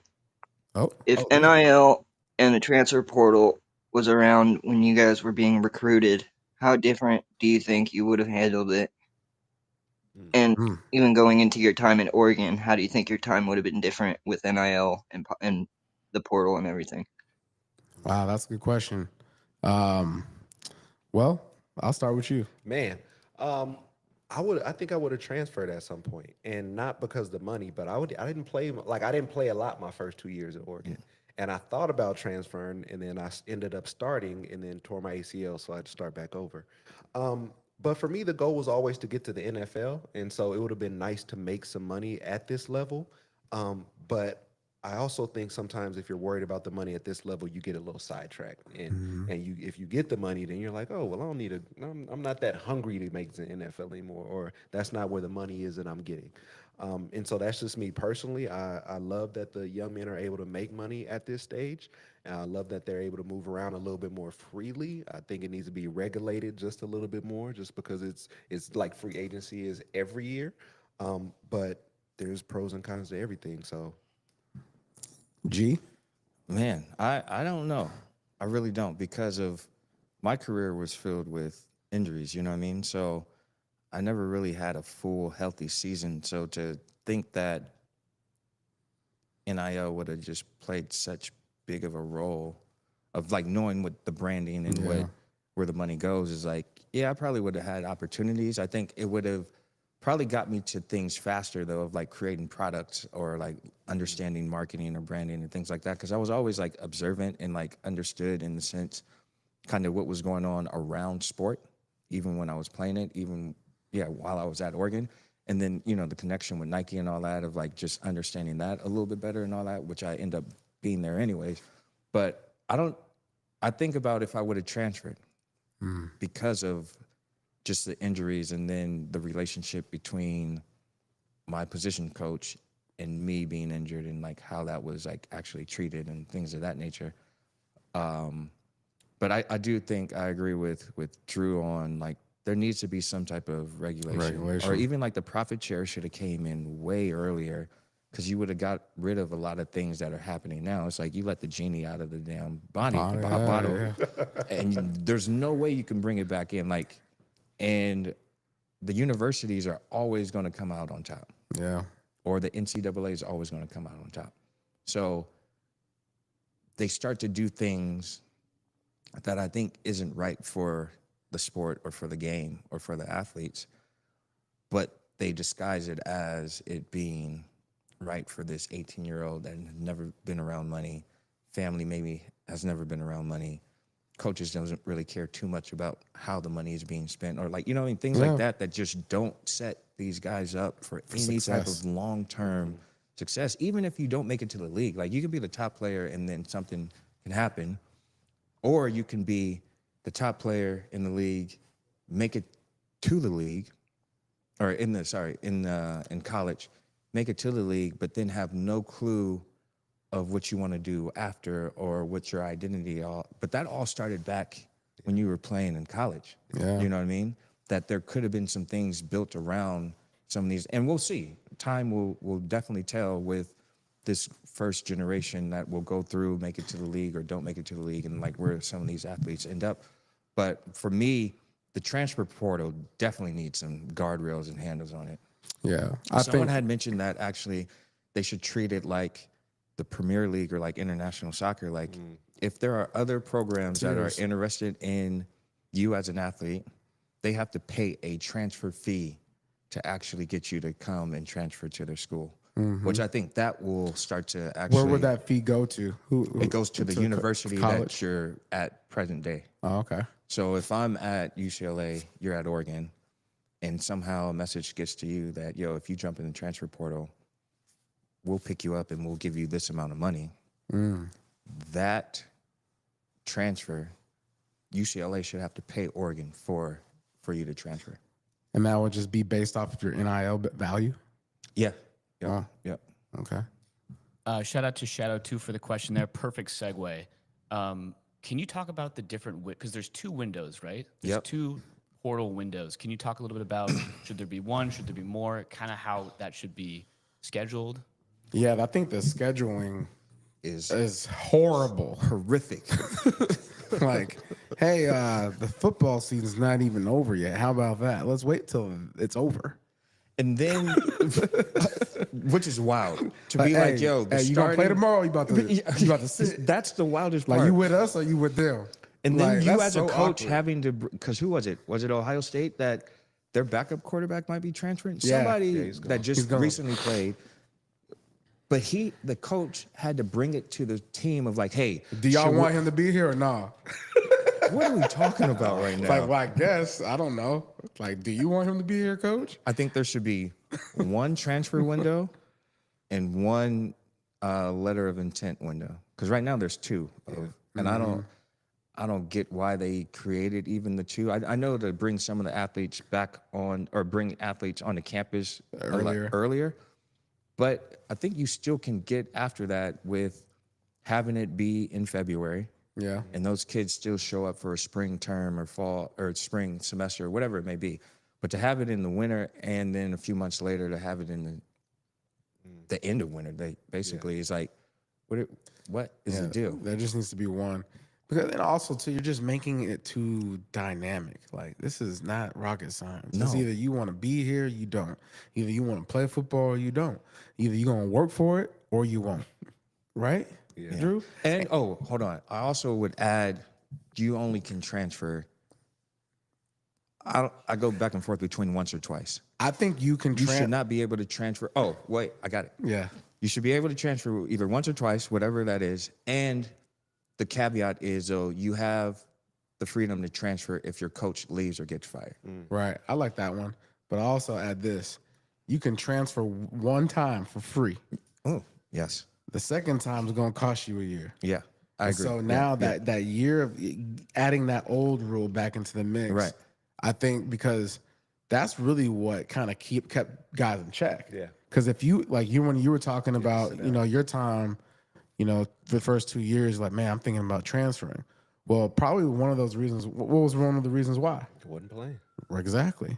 And so to have the thought process, man, I really want to transfer this bad, so much that I'm willing to sit out a year. Right. That puts you into a realm of like, okay, you really need to get out of the situation. Yeah. I think guardrails for sure is something that needs to be done. College football is changing every day. Yeah. And it's exciting. And obviously, like, I think people aren't ready for change until change happens. Yeah. And so then you adjust while you go. But there are some things that just like fundamentally seem like they should be just put in place. Right. And I think all of it could be a good thing, but that's why there's always, it's important to have order, right? We talked about yesterday, like process. Yep. Follow the process. Well, what is the process? Well, we don't know yet. Right. Yeah. We're figuring it out as we go, and we playing with people's lives while we're doing it. That was a good question.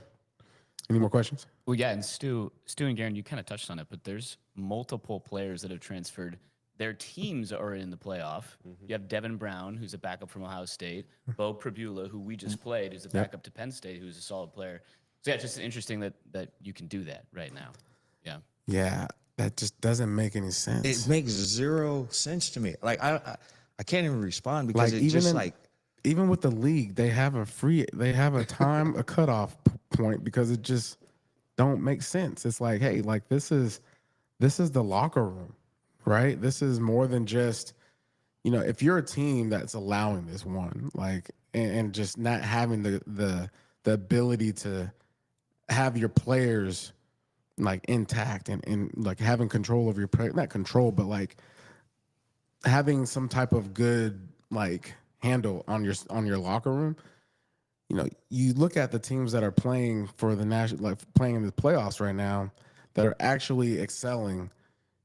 You hear good things about the coaching staff. In my opinion, you're not hearing anything bad about Dan Lanning. right. You're hearing things about Ryan Day. You're hearing things about Penn State head coach. Like there's something that is fundamentally wrong within those locker rooms to where guys during these times that are in the depth of being able to be out there on that field that want to leave. Come on, man. And I think it like around this time, you want the focus to be on the team, like the actual team and the games. Yeah. I don't need to hear about the backup quarterback transferring and how that's causing Friction in the locker room. yeah. But anyways, I'm glad it's their problem, not ours.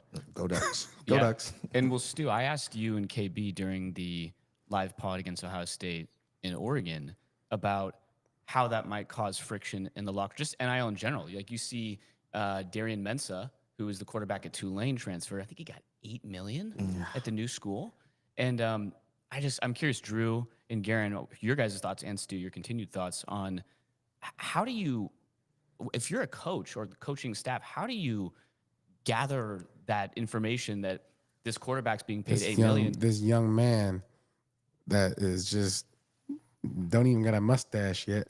But then the other people on the other teammates, like Yeah. how do, if they look at him, it's like, well, he's getting $8 million. What about me? What do I get? Yeah. I think that comes down then to the culture, right? And then also your leaders and captains of the team and how they have to be the ones up front and like having these conversations amongst the team or just setting examples, whether it's through conversations, whether it's through how they go about their businesses. Because I think at some point too, and you guys actually can speak to this, in the league, right? Drew wants a trade. People may feel some type of way or teammates may feel some type of way, but at the end of the day, it's a business. So Yeah. I understand. And so I think that is starting to shift into the college into realm. college, that I can't be too mad at you of why you want to transfer, but Yeah. you know what I mean?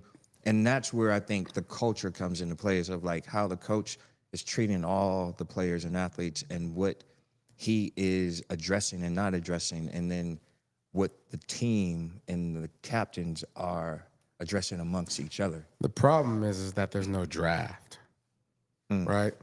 The difference maker between right. Yeah. college football and and NFL, right now we're saying, oh, this is just like the pro level. Yeah, if it's free agency. Right. So like the free agency is the wild, wild west. And the college atmosphere is the wild, wild west. Once you put some parameters in the sense of like value and structure of, okay, a draft, this guy plays like this. He has the potential to be like this. This is why we're going to pay him this first round draft money. And so then from that first round draft money, like value, that's how you start valuing the players that are on the roster. Well, then also you make a great point, because I thought you were going to go in this direction, was that you chose to go to this school. Yeah, you chose, the In the loyalty league, aspect. They choose you. Yeah. They choose you. So, but free agency is where in the league it's that opportunity for you to choose. Right. It's like, hell, and then like when you're on a roster, you're saying, man, I'm not getting play time. I'm not getting, like they not working this contract thing out. Like, I want to get up out of here. Now, it depends on the situation, because if I know Drew's getting mistreated and he's out here balling, aka T. Higgins. Yep. You know what I'm saying? Right. And everybody knows that T. Higgins is a franchise player, not getting his money because they have another guy. Yep. There's no animosity there. Right. He's like, look, we want you to get the bag. We glad that you're here, and I love you. But if you need to go, I'm right there with you. Yeah. You know what I'm saying? So that's a situation where, you know, you transfer that to a college locker room where you get a guy that is getting paid something that we can all sit in a circle and say, yeah, he's a dog. Right. He need that $8 million. Yeah. Now, if he's just a guy, a jag, and he's just out there getting $8 million, I'm gonna have some. I'm gonna feel some type of way. Right. We all gonna feel some type of way. And so that's something that you are able to feel within a locker room. You can feel that whenever somebody's, you know, like, dang, how do you end up with that? You know, like he was out there, you know, doing this and doing that. Like we have that all the time. You know what I'm saying? Like, think about, you know, your childhood, high school, middle school, college, and as an adult, you see guys with great opportunities that just shoot themselves over and over and over again in the foot and still come out on top. Like, man, how did that happen? Right. And you always have that thought, like, he didn't deserve that, right? But, you know, it's that's life. Right. That is life. But one thing that we can try to do with this college thing here is put some parameters on it, because you only got for the majority, you got 4 years. That's how this thing is leveled out, right? You go to college for 4 years and you're out. Yep. Now we just extending time. Yo, to be Buddy, in college for 10 years Buddy is was crying for the Miami Hurricanes. wild. Like, he was there for 3 years and he just had to give up. He was on there his for way to 9 a years. 9 years. If he would have left. 9 years. What you would have done if you was playing college football for 9 years? Man, having a lot of fun, man. I'm not even gonna lie. I'm over here thinking about it now. Are you playing for 9 years though? I'm in college. Me myself personally, but like the game has changed though. Are you playing for 9 years Yes or no? on college Drew campus? Davis is not. But also, if I'm getting paid in the six figures, why would I want to He come was out not. into the real world? He wasn't getting This paid. just happened don't know. 2 or 3 years ago. We don't know though. Well, I don't know what he getting paid right now. Wait, Like, camp no, you performance? can't say that because he was at Oregon. I know he was. I met him. I know good young dude. But I'm good young saying dude. we don't know after he left Oregon. Yeah, when he became a Miami Hurricane, I don't care. Listen, get off the field, walk off like a man. He got a couple segments He's on been there for 9 ESPN. years. Yeah. Oh man. But what I'm saying, I wouldn't be able to do it, but you look at it now, like, let's be honest, you get out of college now, and what's the entry level? 50, 60,000 maybe? Like, if I'm in college and I'm like, all right, I can play football a little longer, and I'm getting paid 70, 80, 90, 100. Like, I'm not saying it's right. No, I'm not saying I I don't don't think think it's it's... like right treat it or like a wrong. gap I'm year, just, But is then wild. but you also have, you know, if you're what, 25, 26, now you're playing against 18-year-old young men, like... You can manhandle. That's what basically You what should BYU did. You should be. It's what BYU did to Colorado. I don't know what y'all. Them boys about averaging 24-year-olds. Yeah. That On was the worst bowl BYU. game we ever played in. Oh, you talking about when we played? Vegas Bowl. Oh, Vegas Bowl. Yeah, that was 06. 06. Yes. Yeah, I got tackled one time. Buddy was like, "Hey man, God bless you." I was like, Like, man, you a grown man over here tackling me. Yeah. Any more questions? Was that the game with the flame? Yes. Yeah, the yellow mustard. Oh, we always on that team. Oh, that was No, terrible. no, Drew, I you was, were. yeah. I was watching and I was like Yeah. KD. Like, I was did about I to make a I decision? was trying to figure out if I could rip up my NIL. Like, There was 2 games that I literally can call out as the worst experience as a player. Okay, It let me was- see. Be with that Vegas Bowl, Yep. number 1, because it was cold. Yep. Practices were terrible. is it Cal? No, Oh, I was gonna say Cal, no. because Cal was I we couldn't move the chains. We couldn't do nothing. That's why it was UCLA for me. We stayed Oh, yeah, between UCLA the too. 40 and Yeah. the 40. Yeah, that was miserable. And it was hot. Yeah, like a And little muggy. We didn't score any. There was no touchdowns scored. They were just field goals. I think they might have scored 8 Was touchdowns. it 6-0? No, it was like 13-6 or something like that, right? We'll look I it forgot up. about that game. Yeah. I blew that game out Brady of my Brady mind. played? Brady Got hurt? injured. Yeah, okay. It went from like Nate Costa, Nate. And then Chris Harper? Justin Roper, No, Chris Chris, Harper wasn't no. there yet, okay. It went to Justin Roper and Cody Kemp. Cody Kemp. Cody Camp. And Andre Crenshaw, who was a running back playing quarterback for a couple I don't plays. think we scored. No, we didn't. Yeah. We didn't at all. Yeah, that was a miserable game. You Miserable. actually, so top 3 bad games of my career: Vegas Bowl, Cal, UCLA. Thanks for reminding me. Yeah, that was terrible. Balance, right? Balance. We You talked need about balance. You want to know one of the things about going to the Vegas Bowl real quick. Remember we went to what's that spot we went to? We went with Dante Rosario. I don't know. Anyways, we had a drink. I'm not gonna call it. And that night, Rhino. yeah, No, I'm joking. no, it wasn't right. It was, what was it called? Like the 4 Horsemen or something like that? 3 Horsemen. Anyways, I needed that because we got beat so bad that I had to erase my memory from that game. And so shout out to Dante for introducing So me it to wasn't all bad. You had Yeah, I had a nice little nightcap. yeah. I got a quick question though, because I wanted to ask y'all, because I remember y'all talked about it a long time ago. What game was that where the plane went off the runway and y'all were stuck? Oh, we was in Pullman, Wazoo. Washington How long were y'all? State. 3 hours? I don't even know. I went to sleep. You could have went to sleep, woken up, and Yeah. we still would have been on that tarmac. Was it snowing? Yeah, Yeah. It was it was cold. it was just cold and like the ice on the And tarmac. I'm or glad we something. won that game because But what happened was the plane went off, Off the by runway. like the wheel. and it wasn't even off It that wasn't much. crazy. They just didn't have. They didn't have a proper the tool to proper get tool it to back get us onto- back onto the runway. Yeah, And so they had to fly that out from we had to. Utah or something. Didn't like we have that. to get off the plane for a minute? I don't know. I It don't was yeah. Which, I a know I game was that asleep. ended at like 5 or 6 when we should have got back to Eugene at like 8 or 9. I think we ended up getting back at like 1. 2 o'clock? 1 Those are o'clock. worse, man. Yeah, that was bad. Well, I'm glad we landed safe because people out here not landing. Man, all that We got, matter. we got a question. Shout out Noah with the question here. I want to tee this up properly. Last couple years, we had Bo transfer in. I don't know if develop is a proper word here, but excelled at Oregon. And now we have Dylan Gabriel looking solid. He brings up Quinn Ewers. Again, another individual who hasn't even announced season. I mean, Texas is still in the playoff, Yeah. right? But there's been rumors that there's been interest. And he brings up the point of we have Dante. We have some fantastic recruits in Achilles Smith Jr., and et cetera, that are coming in. Some backups we have now, including Dante.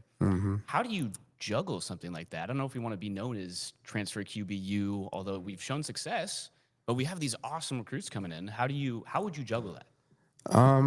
You got to evaluate talent. And why is he leaving Texas? Because Archie Manning, right? That young boy is somebody that you want on your team. And so if it ain't looking like that, I don't want it. I'm just going to tell you Right. straight up. Quinn, stay where you at. Don't come to Oregon. No. And I think, when you say evaluate talent is you're also evaluating the talent that's on your roster right now. Right. And from what I hear is more is looking nice Yeah. and has been looking nice. Yeah. And the great thing that I love about him was that he transferred and was like, yeah, I'm good on redshirting. Right. Even if I am competing and or whatever, is like, I've come here to actually learn and develop. And you actually end up, and that's a good point, because that's speaking to his mentality. Yeah, that's what I'm saying. This is a guy that's saying, look, I don't care. All I need is 1 year. Right? Right. Give me one full year where I got some weapons, some guys that I can go show y'all what I'm working with. Yeah. And that's enough. And I mean, you was there in UCLA with him, right? I left that year, but I met him and talked to him and heard a lot of people talk about him. They said good things. And that's also the thing, like, you know what I mean? As a recruit, you come in and you want to play the first year, but when you actually play, like, are you like, man, this is a lot harder than I expected? Right. Are you're playing quarterback behind a not so good line and getting beat up? Like, is it really worth it? And so, but the thing with being in coaching is you're always in the business of good players. Right. You know what Yeah. I mean? You're never going to be like, oh, this guy wants to come here. We don't need him. If you bring him in for competition and stuff like that, not saying that that's why we would want Quinn Ewers, but you never know what's going to happen injury wise. You never know what's going to happen development wise. You never know like the push that they're going to get when they compete. But you will like you said, the last 2-3 quarterbacks that have gone there, it's gone pretty well. But that's also, I think the days of you having a quarterback that comes and plays at your school for 3 or 4 years is gone. Yeah. I think the crazy thing too about it, or just not even the crazy thing, but the climate of like knowing you'll have somebody wanting to transfer in if you're a good team. If you're a good team. No matter what. It's like, yeah, you can have the roster, even with the whole situation of both quarterbacks that are signing or that have signed for this year class. Mm-hmm. One of those quarterbacks are transferring, Yeah. either in a year, 2 years, whatever it may be. But one of those quarterbacks just had will an be idea. transferring. So Imagine if you were an investor and you and like Oregon was like, yo, this is what Jay Stu does. If you don't know, I know him personally.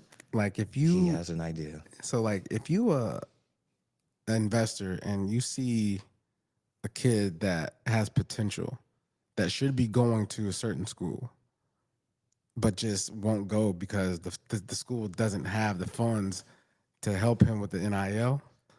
What if you had an opportunity to have a fund to where you can invest and say, hey, look, we got you. We'll pay. There's his an way. app that just has been created. Really? I think we had it in our group chat or something like that. They basically created this platform. It was a Stanford grad and someone else that you can get behind an athlete or a recruit for the school. And if the player goes to the school, he gets that money that was invested or put into See? that pot. If he doesn't, the money goes back to you as an investor or That's whatever. exactly it. Well, congrats. It'll be successful. Yeah, it's wild. It's wild times. I don't see anything slowing down anytime fast around NIL. I think it's exciting times. I was skeptical about like what that meant for on-field play, but it seems like athletes that have transferred in pick up right where they left off, wherever they came from for the most part. Like, and the chemistry was my biggest thing of like, what does that mean for these athletes that do come in that are stars and or aren't, but you get like a whole group of new athletes. Like, how does the chemistry work? Because you guys all been on teams. It's like, it takes some time depending on if you have some like great leaders on the field and the culture of the program or the team or the coach is really good. Like, but for the most part, like, it hasn't been affected truly. Like we've seen some of the best games. It's actually created more parity across the entire landscape of college football, which I think is fun. Yeah. I also think though, like from a GM perspective, you're not always just drafting or getting the best player. You're getting the best player for your locker room. Fit. Yeah. The fit, right? And Sure. I think that's going to be something that you're going to have to watch with these college programs as far as how they're going about getting those guys and evaluating so many players. that is a task that. Can you imagine being a coach right now in college? Like, man, there's thousands of kids. And you came to like coach football, and now it's like That's why Bill Belichick said, "Look, I got a whole GM team. Right. Like their job is to evaluate high school, like it's never been evaluated before, and then the same thing for these current college kids, because that's a lot of time invested into trying to find the right fit. Yep. Because you got to have the right personalities that are going to go with Bill Belichick. Yep. You can't just get somebody that's going to want to do their own thing, and expect to win games. Quick question: will Bill Belichick be successful? I think so. It's going to take time. What would we consider successful? 10 plus wins for me. I think 10 plus wins is doable Within 2 years. I want to say hate something. the culture that we're in. I'm only saying that because it's the ACC. Yeah. It's terrible. And it's Bill Belichick. This man, he's going to get guys in that are going to look at. I get The type of player that he's going to try to get, they're going to do exactly what he says. Right. That's all he's going to look for. They also got a massive influx of capital. Yeah, right? he had like $20 million in a week. Yeah. Oh, for real? Yeah. Oh, I didn't know that. But I know he's going to gain a lot of interest because people are going to want to know or be a part of The coaching staff. Yeah. I mean, shoot, you absolutely. got Julius Peppers that's probably about to be the Right. defensive coordinator or defensive line coach. Has he been coaching? I mean, he might get into it. Just for, that. Yeah. I think he's going to do well. I think it does depend ACC. on. Just I know, say no, I the get that. So ACC. I'm not even looking at that. I'm not looking at the on field. I do think it gets to where Nick Saban is or was of like having to deal with everything outside of that, which you mentioned him having a team for that, which would probably get him to those wins faster. Yeah. Because if it was on him and his staff in general, I don't see him. He's going to have a being whole that team that successful. says, look, Garen Stronger is your name. You want to play receiver, right? Well, look, this is how it's going to go. You're either going to come and you're going to play. You're not going to play immediately unless you really prove us that you can. Whatever money you get, you take. And if Whatever anything money else, you get, if you anything take. else happens that is not within this contract here, we will make sure that it's hard for you to go to the league. That Which he can do. That message is from Bill Belichick. Yeah. Don't be a little B word. I do want to see. I do want to see how it just unfolds. Yeah. Yeah. Be interesting. Yeah, shout out Noah for that initial question. Matthew has an interesting question. Do you think 12 teams for the college football playoff is too much? Also, really quickly, random note, he adds that Michigan is currently up 9 against Alabama. Obviously not in the playoff, but just interesting, SEC. Big SEC 10. is not that good. Kenyon been saying it too. He's been real passionate about it. And this was the same Alabama team that everybody was crying about that didn't make That didn't it make into the 12 yeah. against a 7-5 Michigan. And I would even say that's a matchup type of situation where Michigan is the perfect matchup to, go against Alabama and be successful. Which is they're going to try to run the ball and play defense. So that's Alabama style football. And I think for the 12 team, that needs to be reconfigured. I think the top 4 that win out of the They'll big, definitely do that. They got to. the top 4 make it to wherever they need to make it to, right? Yeah. After that is set, I think they need to then rank Reseed. everyone else, the pool, the 8, Yeah. to make for more competitive games that actually make sense. Because right now, and I don't even want to harp on the point, but think about Oregon, just take us out of it. A number 1 team Gotta having play to go through the other number 1 team. basically, right? That's wild. But then you have on the other side of like, you don't know who's going to win out of that side of the bracket. Yeah. But I think if you kind of reconfigure, re-rank, it gives more of like an even playing field of like the survival of the fittest. Like the best team will win the college football playoffs. Right now, I think it should be the best team should win college football playoffs. But I don't know if I can say that Penn State, they make it to the national championship, they win, that they were the best team. Yeah. I don't know if I can say that. You know what I mean? Or a Boise State. Yeah. But I think if they were to change in how they actually got to the championship.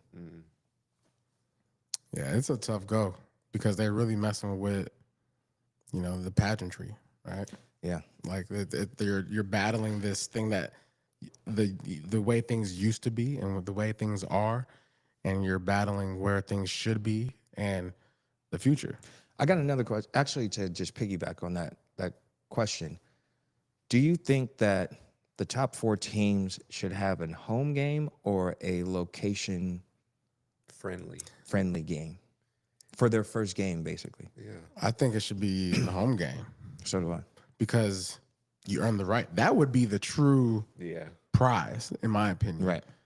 Like, yeah, bye week is great, but you add that factor of the home team gets to experience playoff atmosphere. Right. What? Yeah. You talk about premium tickets? Right. That's what you want. I think they handcuffed themselves by still making the Rose Bowl and what is it, Tostitos or whatever, like those being Holding the on to the nucleus bowl of games. the second round Yeah. games, because you make it that it's there. And we all know it's about money. At Right, the end of right, the day, right. It comes down about money. It's about how can we still keep these entities intact. And so outside of that, you look at it and you're like, it doesn't make sense. Yeah. Wait, did you guys look at the Rose Bowl and the ticket things earlier? No, of like the red versus the white? Oh, okay. Because I was going to say then it goes back to that of like us being the number 1 team, but maybe feeling away. Like an actual away game coming tomorrow. But that's why they play the game. Right. And that's why they in the Big Ten, because right now we're building this awareness of the college football program that we have, and we're building fandom. Yep. We're building opportunity for people to say, yes, I'm an Oregon Duck, even though I grew up in Wisconsin. Yep. Very true. Yeah. So final thoughts? How y'all feeling about tomorrow, man? I feel good about tomorrow. Just want to see a good game. Just want to see these boys do what they've been doing all year, which is coming out, playing, putting the ball in the end zone, defensive line playing on the other side. Should be a great game, good matchup. I don't want them to get the last laugh because I know we got the first one, and that's how the football guys work sometimes. But we're gonna pull this one out and we're gonna keep rolling. G? I feel good. I feel great. I think we're going to handle business. I'm excited to even see former teammates and tailgating. So if you guys have any tailgate locations, please put them in the comments because we are definitely looking for some tailgates to get into. And I think we win, like I said, 4+ and go on against whoever. I do think the winner of this game goes to the national championship and or wins the national championship. I honestly think that this is the national championship. That's how I'm treating it because they're actually the best football teams in college football right now. And tomorrow, all the Oregon Ducks have to do is just take care of their business. That's it. Stay in your lane. That's it. Cook your grits. That's it. Worry about your own grilled cheese. That's it. Because if you worry about somebody else's grilled cheese, guess what's wrong with your grilled cheese? You burnt it. Burnt to crisp. Burnt. All right. That's our final thoughts, Ducks of a Feather. Really appreciate you guys tuning in live. Yeah, man. Let's go do this thing. Go Ducks. Go Ducks.